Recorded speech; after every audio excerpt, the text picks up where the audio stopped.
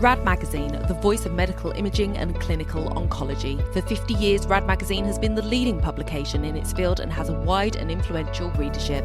RAD Magazine works in partnership with AXREM, offering members reduced rates on RADlink. Check out your members' document in your weekly newsletter. And it is also the proud sponsor of the UKIO AXREM Drinks Reception. Find out more about RAD Magazine in the link in the show notes. Hello and welcome. I'm Melanie Johnson and I'm here with Sally Edgington. Today we have the pleasure to be speaking to both Chris Taylor, Sustainability Lead at Philips UKI, and also AXREM Sustainability Special Focus Group Convener, as well as Anu Hutazari, ESG Manager at Canon Medical Systems, and AXREM Sustainability Special Focus Group Vice Convener. Welcome Chris and Anu, and thank you for being on our show today. Now let's get started by handing over to you to tell us a little bit about yourself and what's your story. Thank you for having us. So I'm relatively new to the healthcare sector, but not new to sustainability. So I've been in sustainability for kind of nearly 15 years. And I sort of started in an organization in some ways not too dissimilar to AXREM, a global membership organization, but in the tea sector. So the focus was on building kind of a sustainable tea sector that's socially just and environmentally sustainable. So I was involved in lots of different things during my time there, including supporting farmers with training on climate resilient tea growing practices to kind of gender empowerment programs and community outreach programs as well. So really kind of lots of different things, as well as kind of convening a number of working groups as well. And from then, I moved to a jewellery sector, again in a sustainability role, and I was able to lead a setting up of a high jewellery rental business model, which is really exciting because I do believe that circular economy is a key enabler when we look at kind of tackling climate emergency. So that was a really exciting role. And for the past year, or just under a year, I've been with Canon Medical Systems here in the UK, and I'm the ESG Manager. So obviously one of the key things that I'm responsible for is driving progress towards our net zero commitment, and lots of other initiatives as well that kind of fall under that fairly broad ESG umbrella. And of course, I've joined the Sustainability Special Focus Group in the last few months as a vice convener to support Chris. Wow, thank you. I mean, it's lovely to have you with us. So obviously you're quite the guru within sustainability by the sounds of it, which is fantastic. So how have you found, obviously, the transition into the healthcare sector? I mean, in some ways, sustainability is sustainability, right? The climate emergency is climate emergency. So kind of the building blocks and what we need to do are very similar. And, things like looking at solutions like circular economy models are the same. But yes, of course, learning the ropes and understanding who's who in the sector, of course, takes time. And I am actually really grateful to AXREM because it's been, you've been a real source of information and kind of, one-stop shop almost to come to everything that's happening. So yes, it's been wonderful. I mean, hopefully I will remain for many years to come because it does feel like I have found my place where I want to be. Oh, lovely. And Chris? Afternoon. How are you, ma'am? Yeah, I'm good, thank you. Lovely to have you on here. Thank you. I'm feeling like a bit of a fraud now. Just heard Anu's life story there. That sounds quite impressive. So hopefully I can follow that just as equally as well. Oh, Chris, come on then. Tell us a little about your background. So I actually my initial work started in engineering and service engineering. I actually. My first experience of AXREM was actually on the Services Managers Group, which was too many years ago to mention. So I've been working in engineering for probably 30 odd years. And then just in my own private life, I had a keen interest in sustainability and climate. I'm a keen hiker.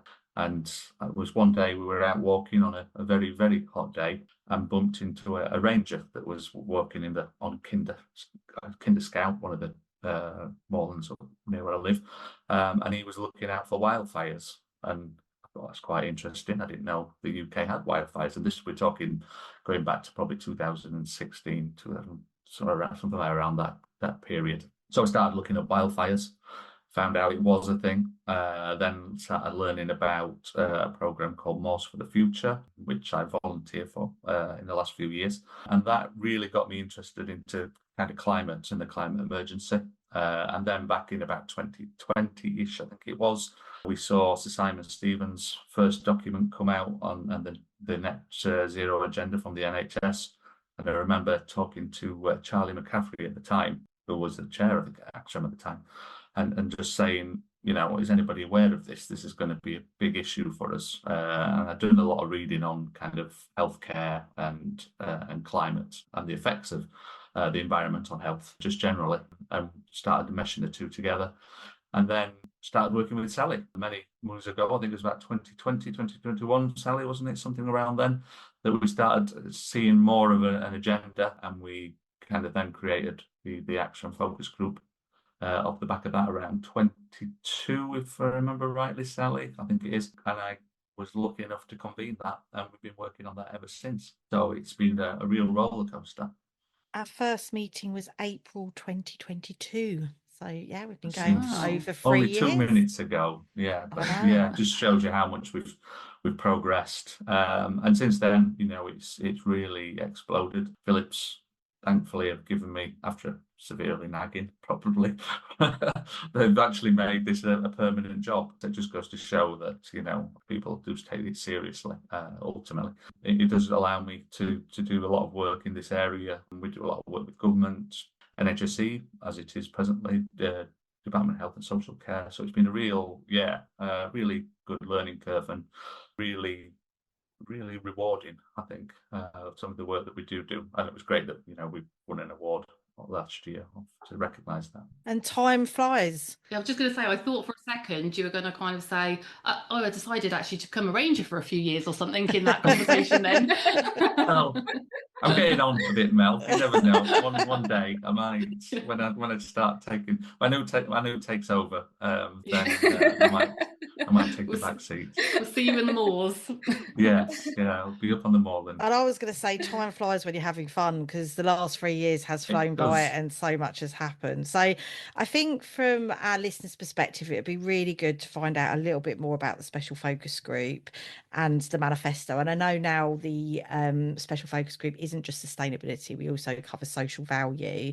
And I must mention, before you talk about the manifesto, the amazing launch event that we had with the safari supported by Wilder Carbon at the Wilder Blean Woods. And we did that in conjunction with the Kent Wildlife Trust, where we went on a safari looking for bison. We didn't see a bison that day, but we have since adopted a bison there, and the bisons there had babies that they didn't realise they were going to have babies, and it made Sky News. So that was very exciting. So I think that was a really great event, and I think it shows that AXREM are trying to do things a little bit differently, and I think it was really good. And Anu, I was super impressed when I got to that event and you turned up on your bicycle, because that just said that just had good. Sustainability champion written all over it. So I will hand over to you guys with Chris in the first instance to talk a bit more about the manifesto and the special focus group, and I'm sure Anu will be able to give her thoughts on that as well. If I remember right, Sally, we car shared, so that's kind we of did, yeah. To a degree as well. No, it was a great event that we've been working. I've been doing some kind of back and forth with that group for a little while, and it was been following that project for years before. As you say, very interesting to see the release of bison back into the wild. It's quite extraordinary, really. So yeah, it was great to that. So the manifesto came about obviously because a lot of our work revolves around the NHS roadmap and where we're going with that. Obviously, we've got a couple of milestones still left on that. 2027, we've got the full scope 3 reporting, and then 2028, the big one, the carbon footprinting of products, all that life cycle analysis piece. So they are big parts of our manifesto. I feel we're very aligned with the NHS on this. And I know the NHS kind of appreciate our support in this and working together. We've got some great feedback from people like Alex Hammond, for example, and supporting her work. So it'll be interesting to see. And I think we're aligned as well with things like the Design for Life roadmap, which myself and you, Sally, have been involved since that started. We've obviously got the 10-year plan, but I think the way the manifesto's worded, we are kind of well aligned for that. And ultimately, the one I think that's going to give us the challenge for probably this year into next is the social value piece.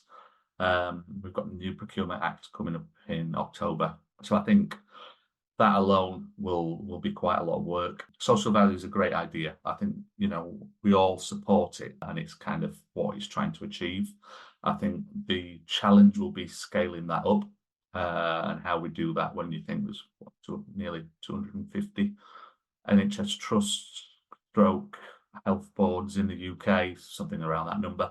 So to do that locally at such a high level is going to be a challenge, I think, for everybody, especially when you start looking at our SME community and how they work and how vital the work that they do. So I think, we're going to have a bit of work, but I think the manifesto was kind of set out our kind of priorities, and I think it was a great piece. It was another piece of collaborative work from the group. I think we put it together quite quickly in the end. I think it was only about a month or so, wasn't it? Something like that, which I was quite surprised that we did it that quick. So I think it's well rooted to kind of cover where we are at this present moment, certainly for the next probably 28 up to 2030 period.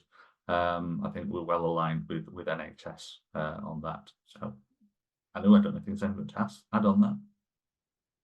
Other than it was great on your bike, I must admit. Well impressed. If I can just cover off the core values of the manifesto. So some of the core values within our manifesto for sustainability is shaping the future for generations to come, which isn't just a commercial thing. That's for, our children and their children. So it's a personal thing as well. Equity and inclusion, community engagement, ethical practices and empowerment. And I think, all of those titles are big titles, and there's lots that we could say about each of them. But the other thing that I think is really worth highlighting as well about our special focus group is just how inclusive and collaborative it is. And it's the most unique group in AXREM, where we don't just have member representatives, we have representatives from organisations like NHS Scotland, NHS Wales, NHS England, the Department of Health and Social Care, NHS Supply Chain, the Royal College of Radiologists, the British Healthcare Trades Association, EPSCOT, IPEM, and I've probably missed some, but lots of external organisations. And, a couple of those people they're the policymakers of these things, and the things that, the roadmaps and the things that you guys are following.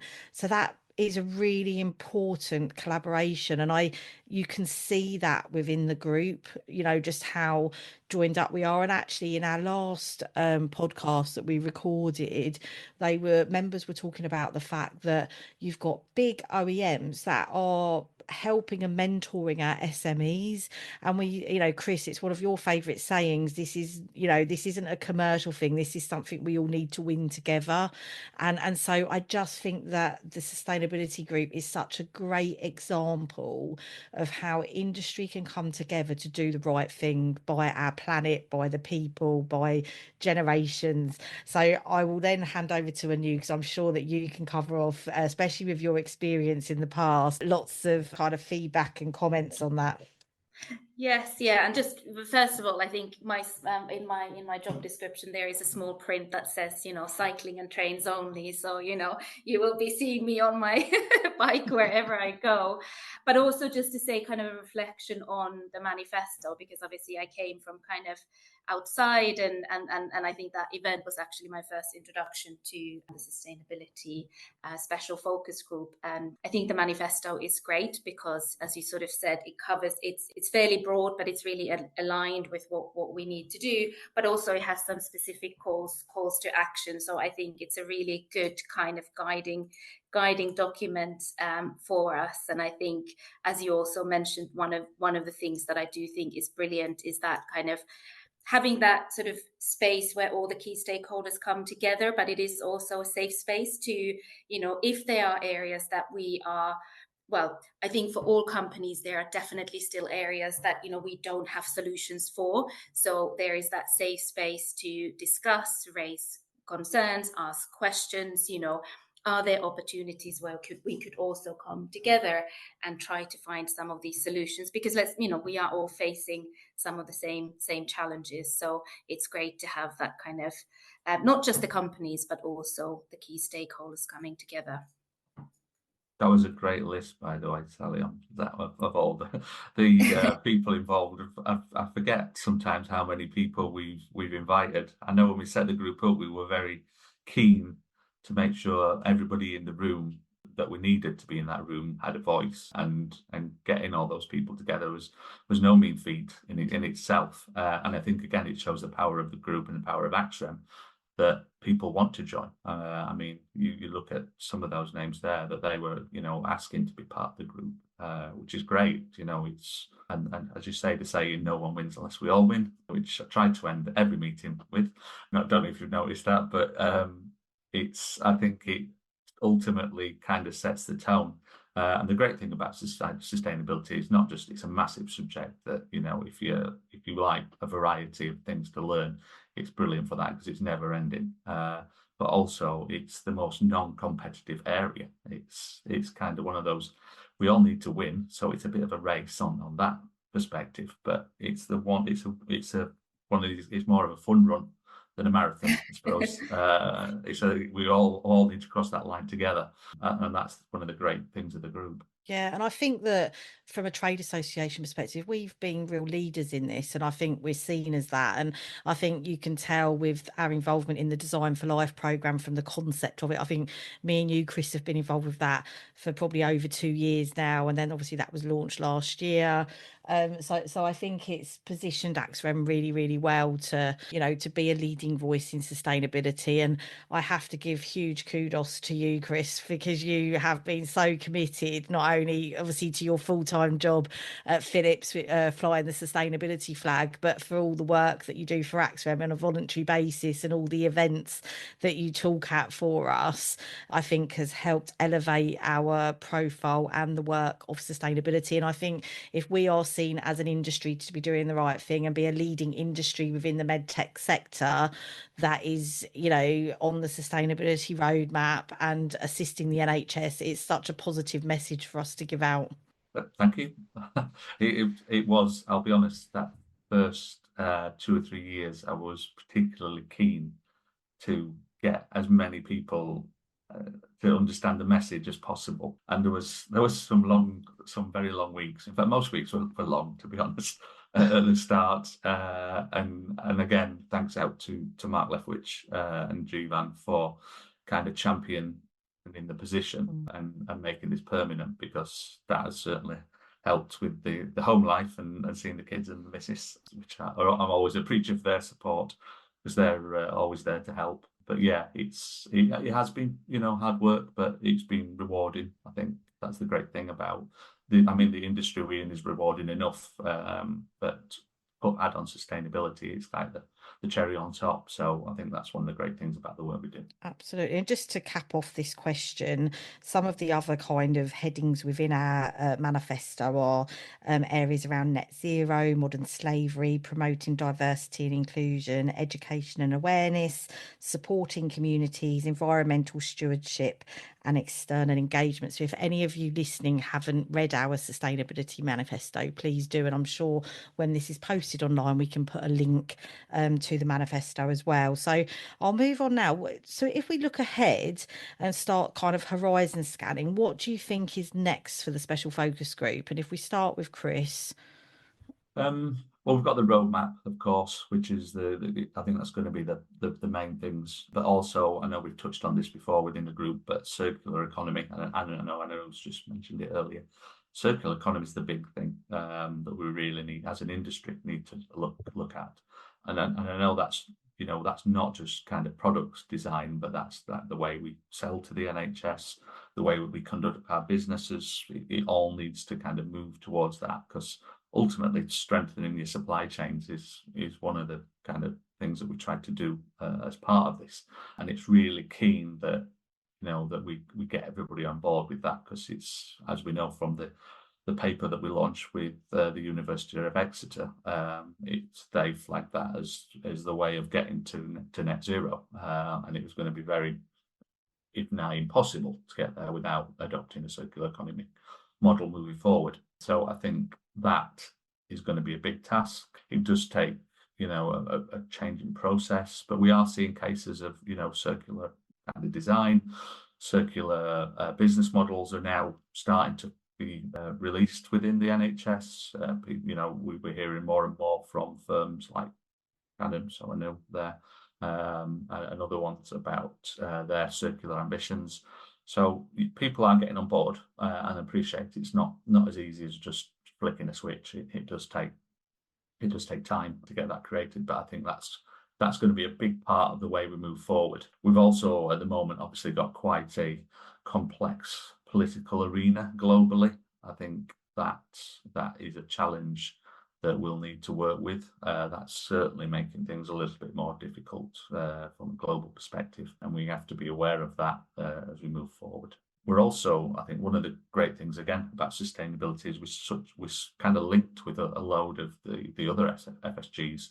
So I don't think there's a special focus group we're probably not linked with in some way or form. I mean, if you take like the digital and AI solutions, for example, AI is going to have a massive impact on our market and how we deploy that. So I think that's going to be an interesting one to see how, we can use AI from a sustainable perspective and take that forward. So yeah, very, very exciting, to be fair. And on top of that, the 10-year plan, we hopefully next month we'll find out from there what that entails from all discussions so far. Net zero, modern slavery, social value, etc., are all a key part of what the NHS are planning. So we're well aligned to help champion the NHS with that. Yes, yeah, no, I think you've sort of listed the key priorities really well. Yes, certainly kind of circular economy is a big one. But I do think that it's just also worth mentioning that kind of the basic principle of the sustainability special focus group is kind of continue this amazing convening and making sure that, those webinars do take place and that kind of being that place where members can come and find out all the changes that are happening, because the pace of change is so fast, and you kind of need 48 hours a day to be able to keep up with all of it. So I think it's kind of continuing that role to be that place where you can go to find all that information. So that certainly continues into the future. Yeah, and I also think, so I was going to say, I also think that obviously the world's evolving and things are changing, and as we go further down the roadmap, we will probably refresh the manifesto at some stage as well. So kind of as we look at the calls to actions, which are around product carbon footprint, we spoke about circular economy, corporate sustainability reporting, directive alignment, and early engagement with industry. I think we can tick a couple of those. The early engagement with industry, absolutely. All the different organisations we deal with know that they can come and speak to AXREM around sustainability, and often they do.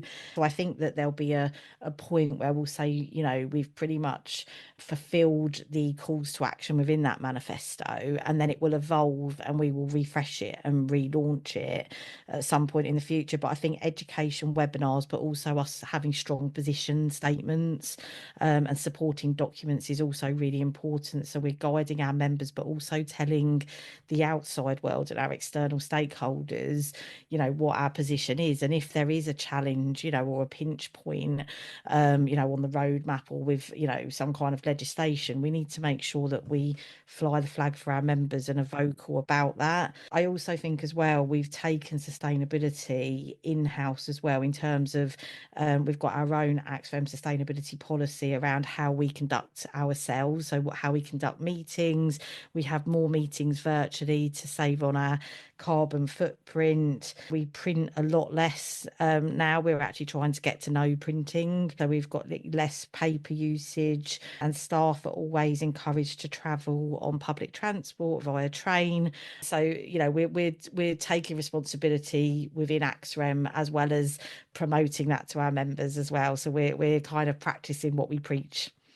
Yeah, that education piece, it's a great comment, because ultimately I think that's, and I know that's something we're working on at the moment, Sally, on a little side project, but I think educating people in sustainability is vital. There's a lot of misinformation out there, and there has been for many years on sustainability. We all know they call out the fossil fuel community and their agenda.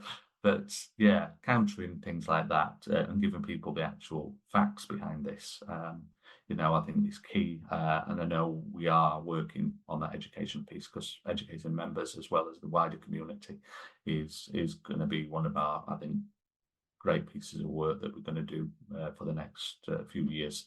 And giving a platform to do that will be a very strong position again for AXREM. And I also think there's different perception as to what sustainability is, and we see that even with social value. Members feedback to us around tenders and what actually is social value and what does that look like. So yeah, I think it's important that we are all clear, but also there's lots of aligned messages coming from our industry, and I think that's where AXREM has a role to play in making sure that all of our member companies have got the right information and are fairly aligned. I would say if you look at their company websites, I would say they're all pretty aligned, which is great. Yeah, couldn't agree more.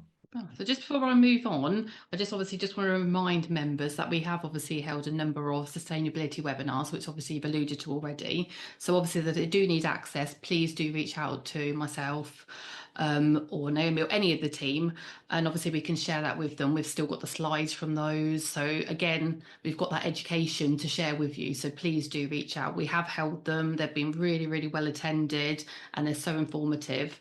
So yeah, reach out should you need them. They're all here for you. Yeah, and if there's anything as well specific from anybody, from the team when I say that, for anybody that if anybody's got a question or they're struggling in one area, then yeah, reach out, because we're here to help. We want people to not make the mistakes that we've made along the way. If you do it first time right, which is one of the things that the NHS is trying to do more and more these days. So learn what we've done wrongly, and so you don't do it.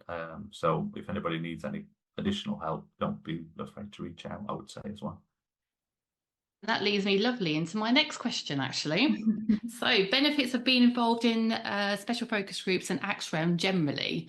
Obviously, like you've just alluded to there, Chris, you can obviously have different members that you can reach out to for information, advice, etc. But let me hand over to Anu. Would you like to go first? Yes, yeah, and I guess we've mentioned some of these already as we've been chatting, but it's kind of worth repeating. So maybe if I'll say three, and then I'll hand over to Chris as well. But maybe the first one is that I think it's just wonderful to have that space for collaboration, because it's not always natural for companies to come together to have that kind of platform. Then to have those conversations is absolutely brilliant. From my own perspective, as I sort of said, I'm relatively new to this industry. That kind of access to information and updates, I think, is just absolutely brilliant. And then kind of the third one I wanted to mention is that safe space to have those discussions. We've mentioned that already, but again, I think it's just so important to have that opportunity to ask those questions, because as Chrissy was saying as well, it is a journey. It's unlikely that you get it right for the first time, and it's also being able to share some of those challenges transparently and find kind of opportunities to collaborate and think about, well, are there ways that we could maybe do it better, or learn from each other. So I think that's really important. So yeah, I'll hand over to you, Chris, to add to the list. Yeah, I think you've covered most of that, Anu. But yeah, I think that safe space is sustainability can be quite a depressing to cover, to be honest. If you start reading about the kind of future and the future you're leaving for your kids, and it can it can be really depressing, he says, laughing. But yeah, it can, if you look into the kind of science of it and really heavily in. So I think having a space where we could all come together and just for a start, we're all kind of talking about the same thing, and it can lift your mood. And I think that's the great thing of collaboration and team.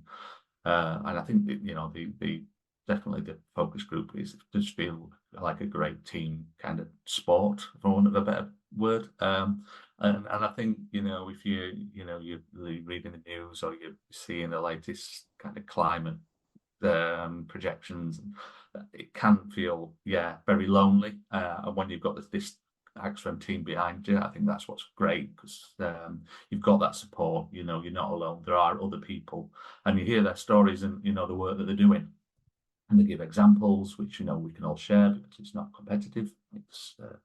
It's about progression and moving us forward. I think that can lift the mood. So I think that we can't underestimate that aspect when we're talking about sustainability. Plus, just to quote probably a circular economy model, that it gives that kind of idea where we can eliminate the waste, identify value, and then learn how to create that value, which is ultimately how circular economy looks to work. So we're kind of learning a lesson as we're going along, and I think that's what we do really well. And I think it shows that the increase in membership that we're getting, and the fact that people want to join, that we're kind of getting that balance right. We're not here to do carbon shaming, which I know some people do still use that, and in the right environment, that is all fine. But I think we're all here making the best intentions and looking at the best ways to move forward. Yes, we make mistakes, but we learn from them and we move forward. Yeah, and just to add to that, in terms of that safe space you were both talking about, obviously AXREM are governed by strict competition law guidance. So, we conduct all of our meetings with being able to create that safe space for industry, but knowing what we can and can't talk about. And like you say, Chris, it's not a competitive thing in terms of sustainability. So the space is very safe, and we can have quite open and transparent conversations, which I think is really important. Yeah, especially in this kind of topic, we need to have those discussions, knowing that we're not going to infringe on anything. And I think that is fine.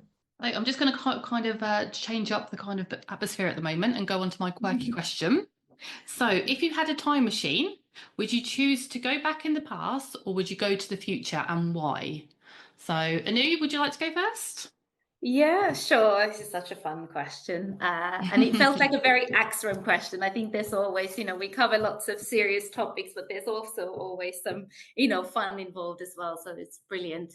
I found this actually really tricky. I grew up in Finland. I was born in Finland, grew up there. And there's a place where kind of our family has, people from the extended family have lived for, they can trace it back to 500 years or something like that. And I've always sort of thought about, wouldn't it be fun to go and see, what they were up to and what the place looked like 500 years ago.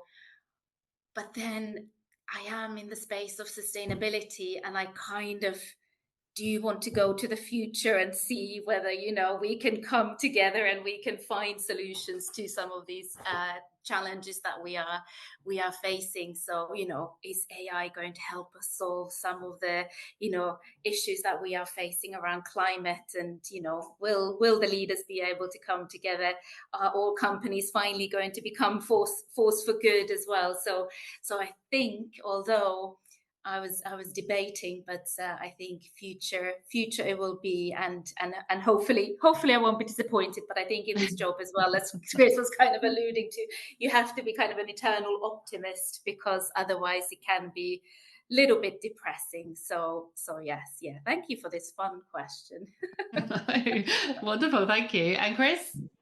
I'm a bit with Anu on this one, I must admit. I kind of want to go back, because I think we can learn a lot from history. I think a lot of our answers lie in history, to be fair, to this, especially to sustainability. You look back at things like now we're talking about, disinfecting equipment, reusing things, making it more robust, etc., which is a lot how we used to work. So actually going back might be quite useful, but I would like to pull the 3 series Back to the Future kind of thing, and mistakenly end up in the future, because ultimately we would like to know that this actually works out, and you know, there are future generations that are going to appreciate this work, and you know, and see that, you know, as a kind of generation, that we have taken this seriously and we have worked hard to give them that future, and I think it would be nice to know that that's going to happen. Sadly, I don't think I'll be about for most of that, but I think we're going about the right way. So yeah, I'll go with history, just to learn. Yeah, I think there's some great lessons to learn that really help from sustainability perspectives. Well, I do love the fact that you're both so optimistic about the future, though, because you can speak to different people, and some people are so scared of what the future holds. So it's nice to hear some optimism. So Yeah, and yes, it is a scary subject sometimes. And I'm going to end the podcast differently to normal, which Mel doesn't know, but I've just found a really inspiring quote. And the quote is, "There must be a better way to make the things we want, a way that doesn't spoil the sky or the rain or the land."